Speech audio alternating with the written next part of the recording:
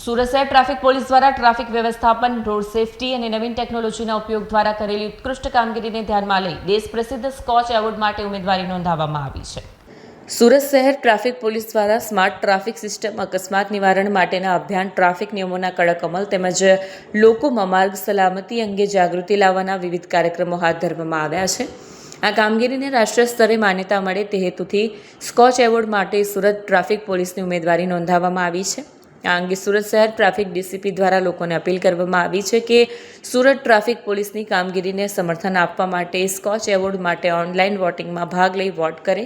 ડીસીપીના જણાવ્યા મુજબ લોકોના સહકારથી સુરત શહેરની ટ્રાફિક વ્યવસ્થાને રાષ્ટ્રીય સ્તરે ઓળખ મળશે. કેમેરામેન હકીમ શેખ સાથે વસીમ હાસમીનો રિપોર્ટ, આઝાદ ન્યૂઝ, સુરત. પોલીસ દ્વારા સ્કોચ એવોર્ડમાં ઉમેદવારી નોંધવામાં આવેલી છે. સ્કોચ એવોર્ડ એક એવો એવોર્ડ છે કે જેમાં ભારત દેશમાંથી જે સરકારી ક્ષેત્રમાં કામ કરતા હોય, જે તમામ સરકારી વિભાગો છે, પોતાની સારી કામગીરી એમાં ઉમેદવારી માટે નોંધાવતા હોય છે.